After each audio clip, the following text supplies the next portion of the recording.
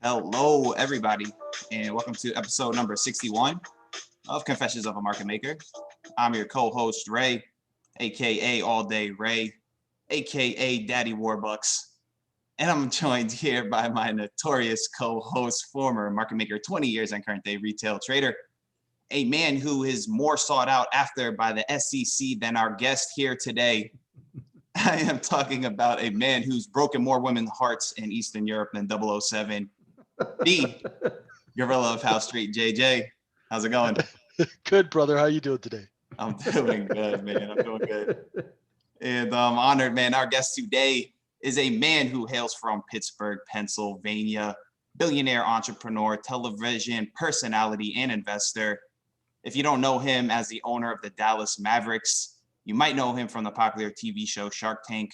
And if you still don't know him, you might know him as being the world's largest Dogecoin merchant.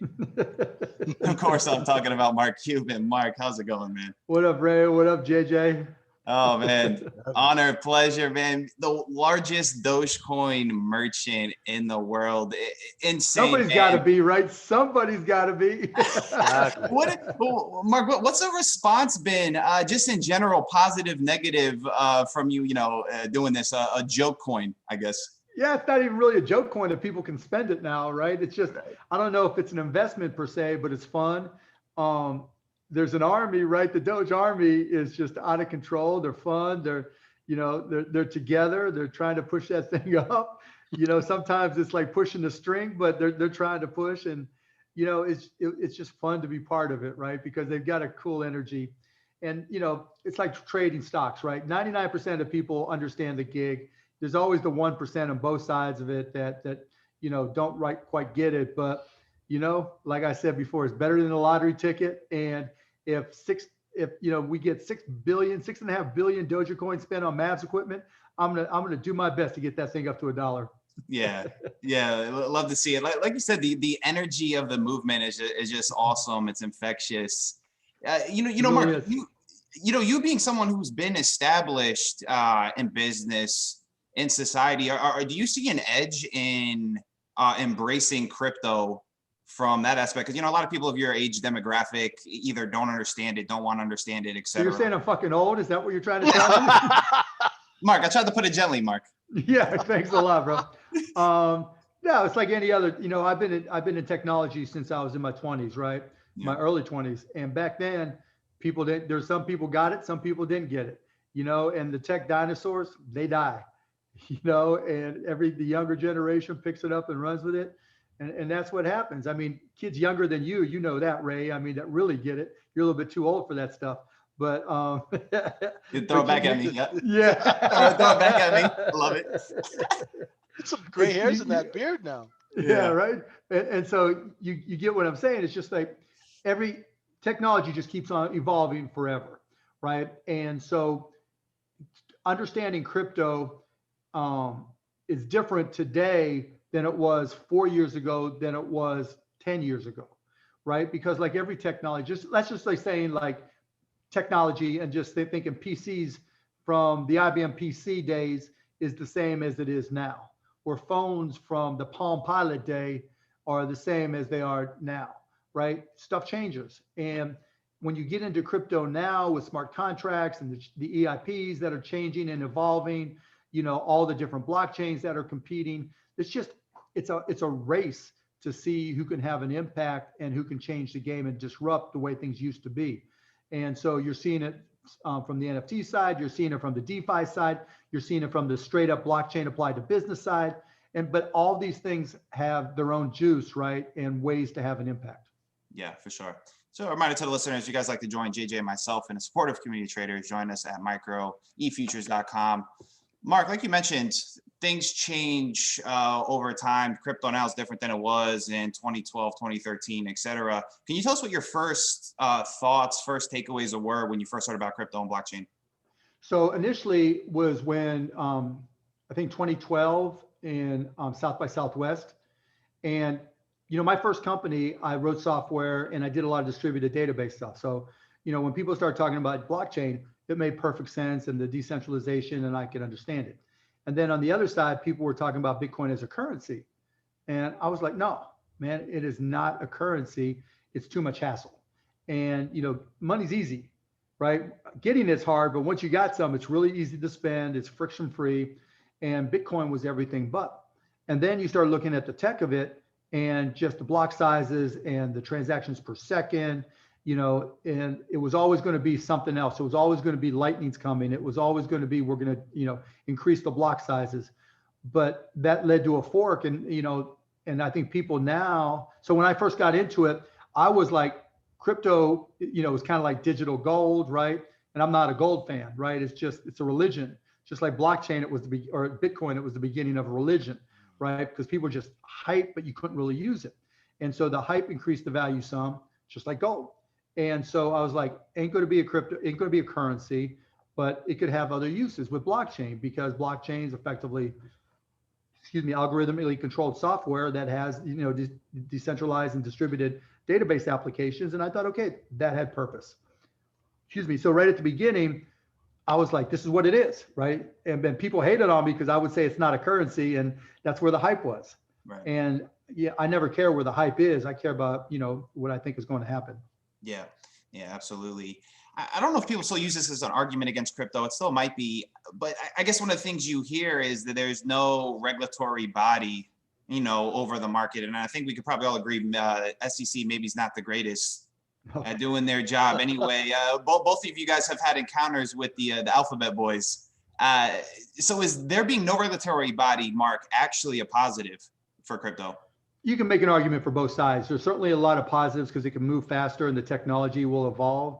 And I think the positives outweigh the negatives. But I think what's happening is the crypto universe is getting smart now, and they're recognizing, particularly with DeFi, you got to accommodate for know your customer. You got to accommodate for anti-money laundering. You've got to have the security there. And if you take care of those things and you don't go down the ICO road where people were selling them like they were equities, right? Like they were stocks, then it should work, right? Because the SEC, they're all lawyers, right? And all they want to do is sue people, right, JJ? Oh man, sir, I've got to tell you, because I was going through the same thing when you were, except I was completely undercapitalized to mount a defense. And I just got to know, as because we always give advice to traders, entrepreneurs, but we never talk about facing that challenge of regulatory hurdles. And having gone through that, how did that impact your life when you got that Wells notice? How did you deal with it? And how did you keep your head up for all those years? So there's two pieces there. Like when I got the Wells notice, I just laughed at it because I knew I hadn't done anything wrong. Exactly. Right. And, what happened was when I had sold my stock in mama.com back then, because this guy named Irving Kott, who actually was part of the whole Wolf of Wall Street story. He's the one who would, if you remember the movie Wolf of Wall Street with Jordan Belfort guy, was told, here's the stocks you're selling. The guy who was stuffing the stocks and telling him to sell, that was Irving Kott. Right? Exactly. Well, I traded for those guys after that place closed down. They all became stock promoters and traded through Canada. Yeah, exactly right. Right. So you dealt with that whole crew, right? Oh, and so, I sold my shit the minute I heard out about him, right? And I dug in and found out he was a criminal. I'm like, I don't need this shit at all. And then 2 days later, the SEC calls me and I just tell them everything, right? And then I get the Wells notice and I'm like, well, just look at the notes from the SEC call, thinking this is going to go away in a heartbeat. They lost those notes and, quote unquote, lost them. Exactly. Right. Yeah. And then they mysteriously reappeared a couple, I forget if it was weeks or months before my trial in 2013. So all this went from 2006 to 2013.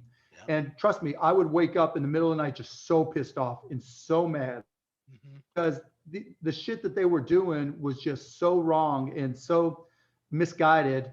And they dropped all the charges against Irving Kott, and then they came after me. And I was like, what the fuck is going on? This makes no sense. They always go after the whale, right? The big name. Well, they were passing around pictures. Right? So we FOIA'd them to death. And they were passing around pictures of me and the head of enforcement back then, Linda something or other. I forget her last name. I can't believe I'm forgetting. She was like, well, a picture speaks 1,000 words. This all makes sense. And that's why Linda Thompson. Oh, So if you ever get a chance, now she's in private practice, don't deal with her. Don't spend a nickel with her. She's awful. But in any event, so I was like, what the hell are these people doing? And then I get, a couple years, I think 2009 maybe, the whole thing gets dismissed in the city of New Orleans, just dismissed, right? Summary judgment. And then they come back and they bring in one of their, their suits that's supposed to be really good to get it reinstated. And he lies his ass off. And they say, well, we're going to take back the summary judgment because there's a possibility based off of what this guy says is true, so that we have to reinstate it. And then he writes a letter saying he got his facts wrong, and he effectively saying he lied, right? God. I mean, it's just one thing after another. And then one of my friends is sitting, or a friend of a friend, not my friend, is sitting during the trial listening to somebody who works with the SEC saying, we don't care how much money we have to spend. We're gonna get this guy, right? Exactly. Unlimited resources. And so, but you know what? I went to trial. The whole trial took the jury took 3 hours, I think, to come back to say I'm not liable, and an hour that was lunch. So is what it is, and they're just so fucked up. I'll give you another quick example. There's a video that I put on YouTube, and part of the problem with the SEC is they regulate through litigation, right? And what that means, they litigate to regulate. And what that means is they don't have any bright line laws. There's really not even a law against insider trading. It's all these precedents, right, that have been put together over the years. And unless you're an SEC attorney or a lawyer who deals with them, you're not going to know those laws. I mean, how would you, or why would you?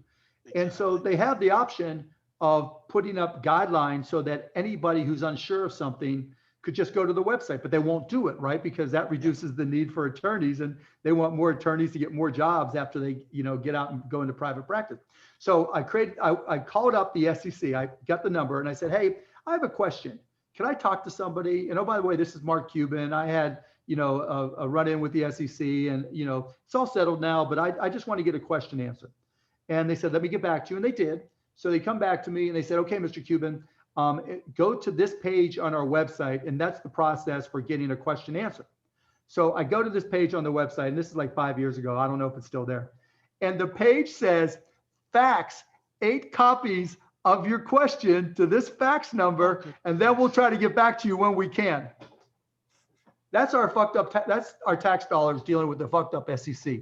I mean, it is just, you could cut the cost, you could slice off half of them, and all you'd have to do is publish bright line guidelines so that people know what to do. I mean, I could tell you SEC stories all day long. There's another guy, JJ, that I don't remember the guy's name, but I wrote about it in a blog post on Blog Maverick a few years back. This guy goes to work every day at this railroad company. I think it's in Illinois. Just drives to work, parks in the parking lot, leaves at the end of the day. One day he sees a bunch of limos in the parking lot. Next day, he sees some more. A couple weeks later, he sees some more. And they're a public company. He goes, maybe we're selling. So he bought a bunch of call options. Never talked to anybody or anything. He just bought the call options based on the fact that he saw limos. The SEC sues him for insider trading for that. Wow. Wow. And hedge funds use satellites to look at parking lots of stores. All day long, right? All day long. Cool, yeah. Right? No, it's just crazy how fucked up they are. They don't care. They don't care about protecting markets. I mean, look at, I funded a movie and greenlit a movie called The China Hustle, where the Chinese reverse mergers were just ripping people off left and right. Yep. And it was just like, they didn't do anything. To this day, you don't know if the accounting of Chinese companies is legit or not. To this day. And then you've got all these ETFs that deal in foreign countries, right?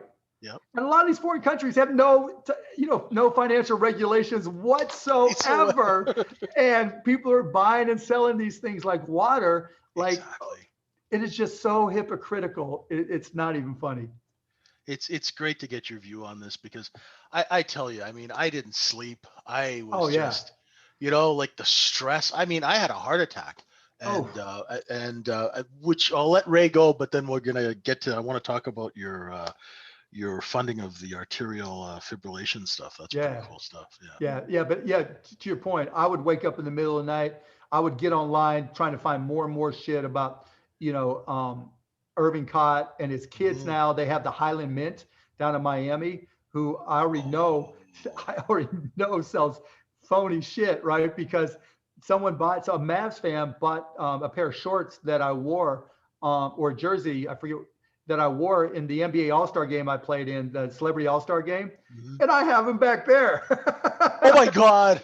My God. I mean, it's just a family. That's just the family business, right? Larceny Inc. Oh man, Larceny Inc. But yeah, no, I know that feeling, man. You just want to fight because you're getting fucked over. Yeah. And it just, consumes me. It consumed me for years. Yeah, definitely. Insane. It's like, and we talk about these Chinese companies all the time too, Jay. Oh God. Well, I mean, how many of them have I taken public living in Vancouver? I mean, they were just shells. Yeah. It's ridiculous. I mean, I remember one of those companies, I couldn't find the QSIP number. And then when I called the broker, find it, the company wouldn't give it to them, right? Exactly. It was a company called Computer Marketplace. And I'm like, okay. There's no there. There's no QSIP. company. And then we did this other company called UTech. And I had somebody call up the municipality where they just did a press release announcing this new factory doing business with China or whatever it was, right? I forget the details. And so we had somebody go to the factory to see if the lights are on.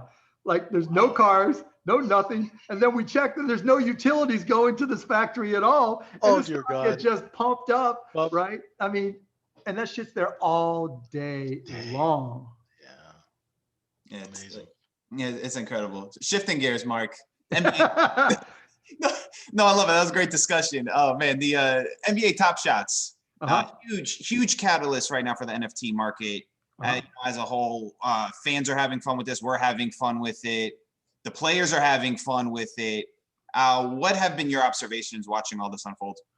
It's fun, right? I mean, it's great for the NBA. It's great for NFTs. I think they did a couple of really smart things. The most important of which was you just buy NFT moments with a credit card. There's no wallets. There's a wallet there, but it's all hidden.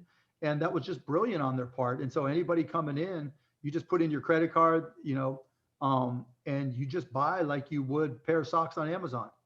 Yeah. And I think that's the difference between what they're doing and everywhere else. The Nifty Gateways does it similarly. They price in dollars and just take credit cards, and some others do. But that's the key, right? Because they've really been able to consumerize it. And even so, it's still early days. They only have like 100,000 customers, and that's after just an onslaught of media. Yeah. And I know, like, at least from the, because we're in the community with the people who are real heavy invested in it. And a lot of people get worried because of, the marketplace is shut down. But it's crazy, isn't it? Tell people it's beta and they can't handle the liquidity. That's a good thing, right, Mark? Well, there's two different things there, right? Is it still down right now because it was supposed to come back yesterday? I think it's back up. I think it's back up before we came on, I believe. Oh, was it? Okay, because I think so. Yeah, there it is. Read it more. Because I got to check on mine, right? I mean, it's opening back up. Okay. Yeah, I mean, it's crazy because the demand wasn't off the charts, right? The PR and the publicity was off the charts, but the demand really wasn't. Because you can go to CryptoSlam and just look at everything, right? CryptoSlam.io, and you see all the volumes and the number of customers for any given period because it's all in the Flow blockchain. So it's easy to find and get all that data. And you see that the volumes relative to a regular business, if you just had 100,000 customers and your marketplace crapped out and you had to redo it. Now I get with what they're doing, they're getting botted to death, right? A typical, if you're selling socks, you're not going to get hit with all the angry bots and trying to game the system. And particularly the way they made it so that if you bought a pack, you automatically could make some money. So everybody was using that to make some money, or try to, even though you can't get your money out. And so, that said, I think it's a good first place to start. I think it's a good introduction, but there's going to be a lot more. I think Flow as a blockchain is getting battle tested, which is good for them.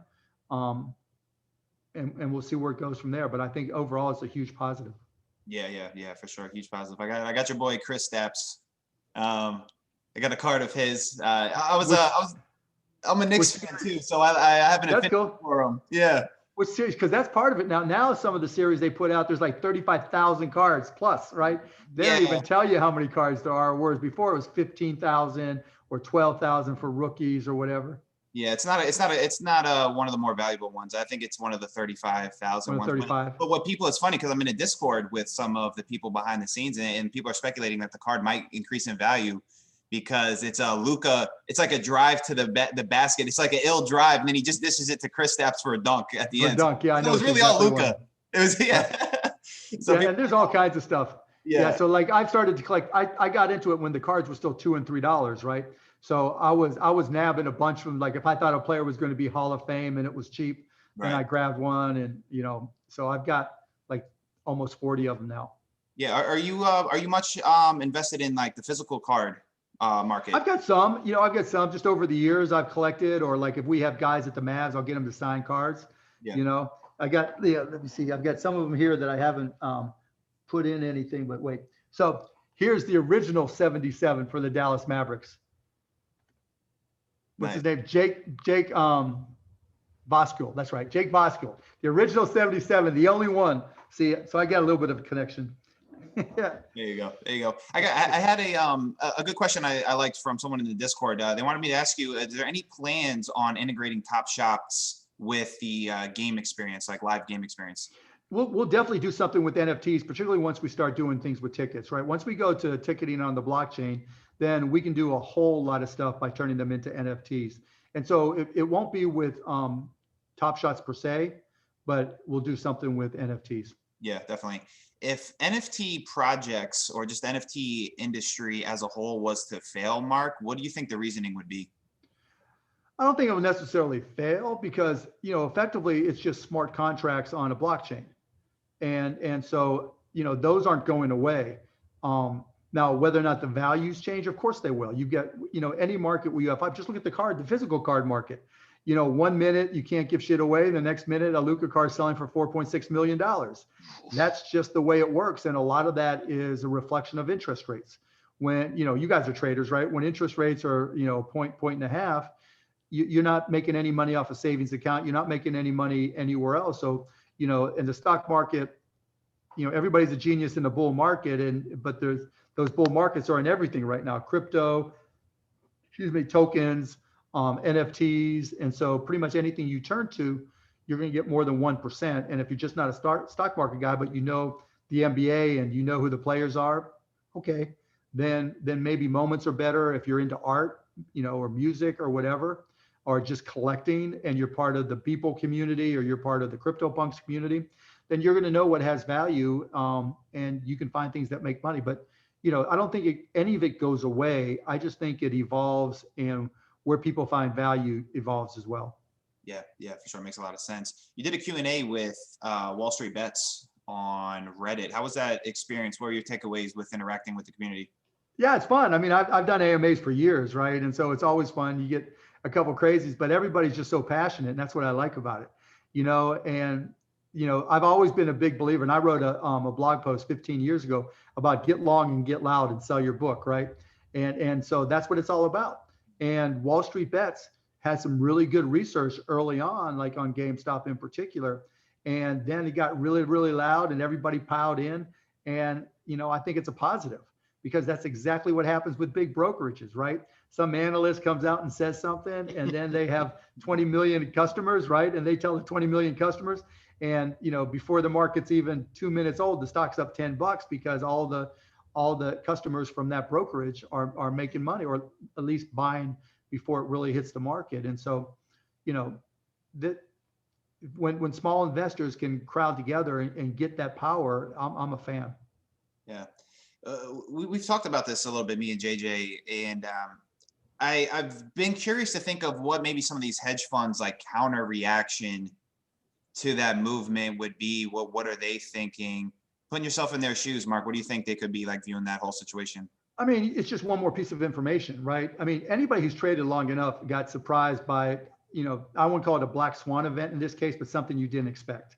maybe it was a flash crash, maybe it was long-term capital, maybe, there's 100 different things. There's, people selling mortgages, subprime mortgages to people who don't exist. Things tend to go to an excess. And when you're a hedge fund, you've been burned by all those things at some point, or at least have traders who have been, and you just learn from it and say, okay, now if I'm going to take a short position, particularly based off of valuation, then if somebody piles in, I'm at risk. And they'll build that into their framework, and you'll probably see less of it. Or they'll monitor, they'll use AI and NLP, and they'll monitor every single Discord and every single forum, and just listen. And when something happens, they'll bail out, right, or bail in for that matter. Yeah, it's interesting. JJ, what do you think? You think the hesitation from some of these guys to go short, or that's not really too much of a concern for them? Like Mark's saying, it's kind of just being a one-off type of event. I think it's probably a one-off type of event. These guys also, when they're playing with other people's money, they don't hesitate as much as you and I do. No, you're right. But that's a different issue, JJ. As you know, they got to hit their benchmarks. Exactly. Because if you don't hit your numbers, you're gone anyways. That's true. So the moral hazard is completely different than if it's your own money. But for those who treat it or trade their own money, you got to take it into consideration, because you're trying to do the work and trying to figure out, okay, is it because it's low float, high short, or on the flip side, can I just buy some in order to capture the VIG for the rebate? Because there's stocks that I own, and I'm getting that I think are okay, maybe not phenomenal, but I'm getting 14, 15, 20, 25%, in rebate money. And, so there's multiple ways to play it. Yeah, definitely. Yeah, the short squeeze, I miss doing those. Yeah. if you ever need a guy to engineer a short squeeze, I'm your man. I'm good, but I appreciate it. Just for fun. Yeah. Hey, JJ, it's funny because he always says this, Mark. It's like like hedge funds, like the only industry you can like lose, like I forgot how you phrase it, Jay, but you can lose someone else's money, go on vacation, and then get more money. Yeah, when you come back, right? When you come back. And what's even better? What's even better? Like if you're a family of funds, you just close the bad ones and pretend they never happened, right? So you have a fund that lost 35%, and you have 5 others that made 6%. Yeah. The last one is just disappears. It's gone. It's gone. JJ Gorilla, right? Exactly. It's gone. It's gone. Mark, you wrote an article surrounding this kind of events, and I like the quote from it, and I wanted to ask you a little bit more about it. You said there are inefficiencies and traditions in every marketplace that have become so ingrained by the power players that they literally think they are rules that most, if not all, participants will follow. Can you just elaborate on that? Yeah, just what I just said earlier. I mean, you've got banks, you've got brokerages that this is the way they've always done it. And when I say that, maybe it's over the last 5, 6, 7, 8, 10 years, since, they made some changes for the financial crisis, but then you get into habits, and you just keep on doing, and you keep on going back to what works, thinking, as long as, nothing crazy happens. But because crazy can happen now, things can move so much more quickly. So people look at GME. Someone interviewed me and said, well, you wouldn't pay it was at 50, I think, which gave it like a $4 billion plus $2 billion in debt. You wouldn't pay $4 billion plus the $2 billion in debt, would you? And I said, well, you know what? I'm thinking about it. And I was hoping it would fall more, and it just never came my way. And I said, let me just ask you a question, because I actually read the conference call and I read the filings, and I'm like, this company did $1.3 billion in e-commerce sales, and that was up 309% or whatever it was. Now, I'm guessing I can find a bunch of e-commerce companies out there trading for more than 4 times sales, right? 1.3 billion. Definitely, right? So if you're telling me that I can just close the retail stores, or they're not that big a drain, and they add to, they're accretive in their own indirect way to e-commerce, shit, if they grow 50% next year, $50 is cheap. Exactly. And they're like, well, this is crazy, all these small time investors. I'm like, dude, you're the small time investor, because you haven't even read the conference calls, transcripts. You haven't read the filings. You haven't read any of the documents, anything around that. So, don't laugh at the little guy, because they know how to read and you're too lazy to read. Exactly. And so you can do the work. And when you get people communicating that stuff on a board, and it's valid and it works, it's good. And that's why you've seen GME hold up, And you got a dude, Ryan Cohen, putting in his own money, tens of millions or whatever, 13 million, I forget what it was, of his own money. What does that tell you? Yeah, it's at a lower valuation, but it's not like he's in there still working, thinking the stock's not going to go up from here. So, and that's why GME worked and maybe AMC and Bed Bath & Beyond didn't work. Yeah, Mark, the gaming sector I know is projected to look good in the future. I know you're invested in a sports data company that I believe I saw it's going public via SPAC. Because I've heard people argue, that Gen Z is not so much into sports, or maybe viewership is down, but I think people are sleeping on the gaming, obviously, like the analytics, being an analytic age, sports betting, fantasy sports. I guess you're seeing things the same way.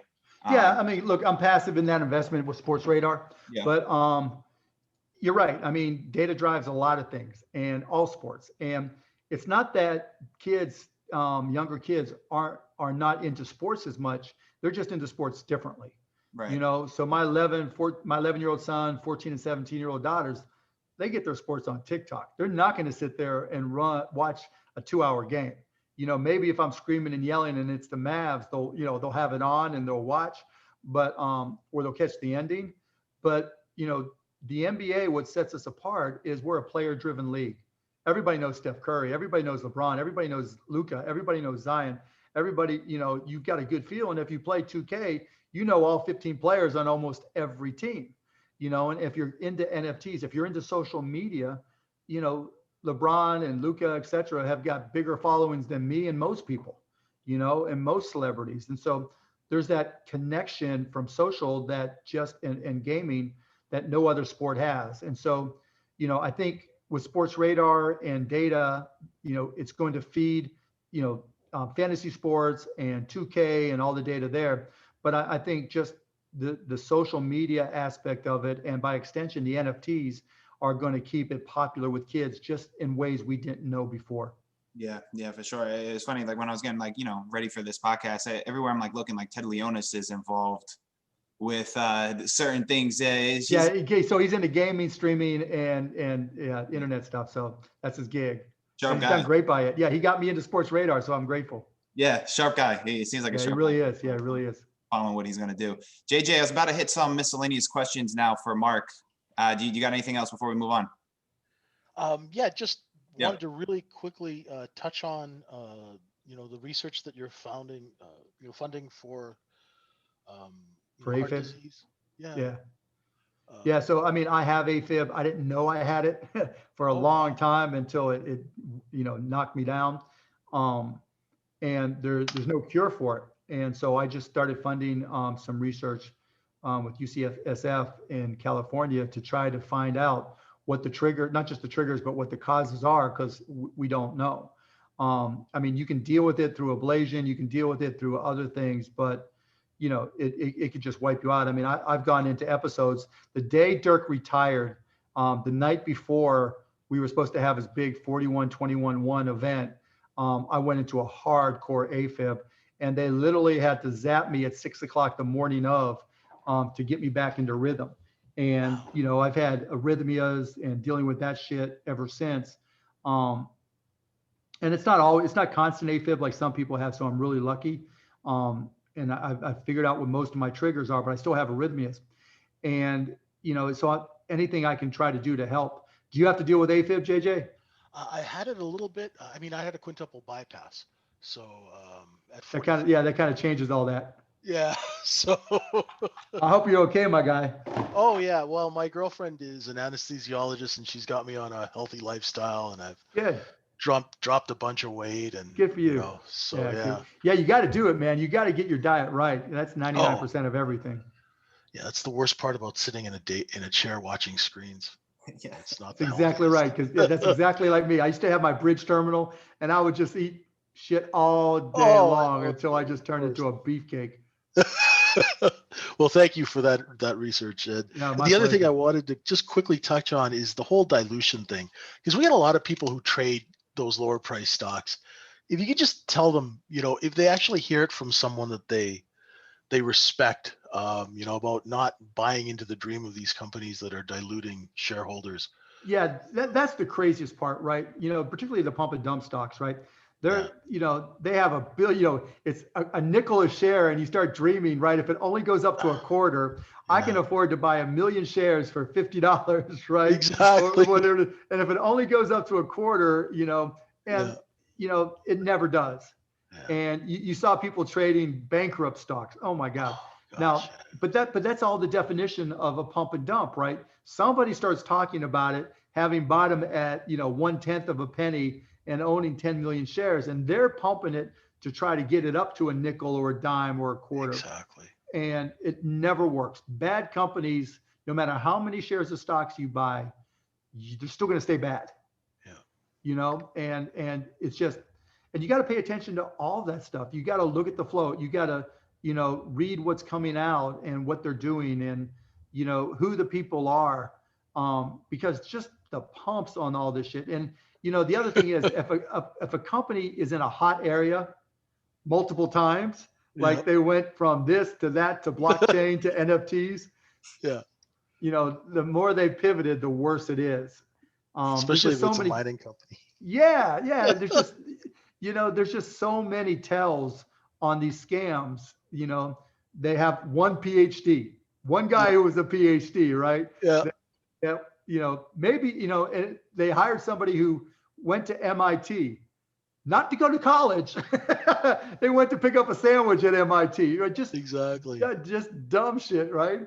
Yeah, he went to MIT in the small print to pick up a sandwich for a friend, Exactly. Yeah. But we disclosed it. Yeah, we disclosed it. It was baloney.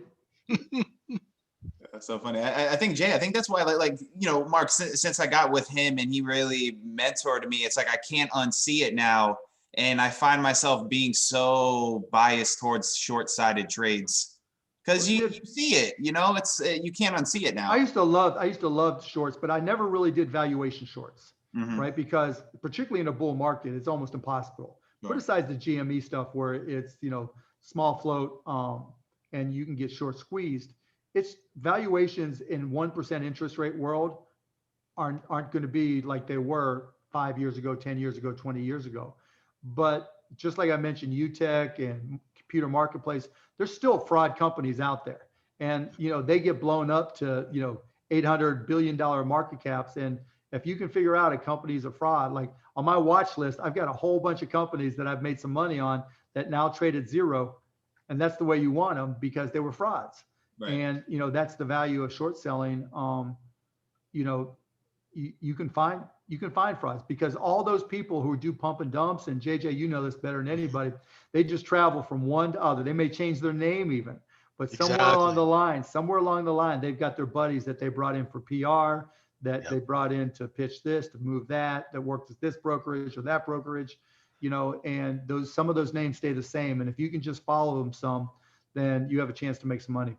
Yeah. Exactly. It's funny. If you ever watch a movie with James Garner, 1967, called The Wheeler Dealers, I'm not. It outlines how to do a penny stock fraud in 1967. It is fascinating.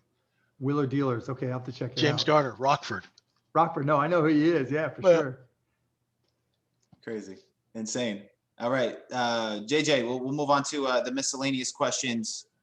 Rapid fire here, Mark. We'll get you going on your way. Okay. All right. What's your favorite movie or television cameo you've done? Entourage. Oh, Yeah, we were just talking about that. Yeah, close second is Sharknado 3. Yeah, Sharknado 3. Yeah. All right. Advice on time management. I do everything via email, and my unread becomes my tickler file, and I just keep on grinding at it till it's empty. All right. This might be a tough one. We'll do like a little prop bet type of thing here, right? Over under on how many times you'll get fined by the NBA for the remainder of your life. I'm putting on 5.5. Over under 5.5. Over. If you had to pass your ownership of the Mavs over to somebody, who would you want replacing you? My kids right now. Yeah, my kids. Hopefully they'll be into it. Okay. All right. And last one. What book has inspired you to rethink one of your core beliefs or assumptions? That's interesting. Gotta look over there. I don't know, to rethink. I mean, this book called The Master Algorithm, which is about AI. I never was a big AI fan until like 4 years ago when I read this book, and Mhm. it helped me to understand how it could be used. And so I went from thinking, okay, AI is way in the future to, all right. And, and it also applies to stocks. And I'll just cover this real quick. Like my investment theme, and when it comes to big caps in particular and tech stocks specifically, is who has the best AI. Because if you look at the big cap stocks, the FANGs plus, the companies that have outperformed and keep on making money are the ones that have been in AI the longest and are the best at it. Because AI is hard and there's a lot of bullshit. And so when you start hearing about companies doing AI, particularly small caps, it's a lie, right? Because AI is expensive and AI is hard. And so when someone comes at you and says, well, these guys are great at AI, right? They've got a $60 million market cap and $1.2 million in the bank that they just raised through private equity or private funding. Nah, because even in the pitches I get for private companies, you might have one smart person, maybe two smart people, but just making it all work is far more expensive. And so we're bifurcating into a public company world, even private company, of AI haves and AI have nots.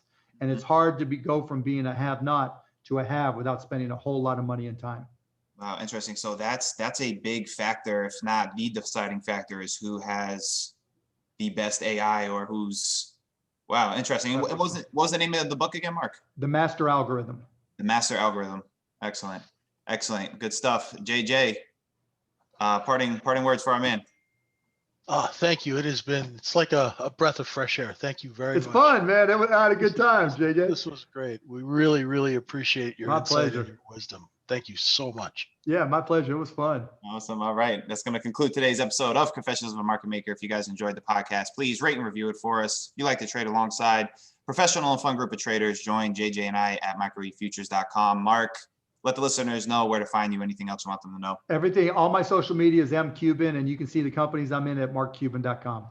Mark, so much. Just ecstatic. Thanks for coming on. And it's real inspiring how much you stay plugged in, even though with the level of success that you have, because you see a lot of people, they fall into their own traps of like they're, the greatest, God's greatest gift. You stay plugged in, and it's inspiring. Yeah, you got to. Otherwise, someone's going to kick your ass. Absolutely. Appreciate it, Mark. All right, boys. Appreciate it, guys. Thank you.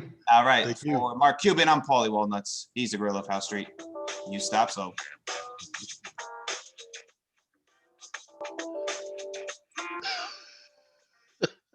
Crazy. That was great.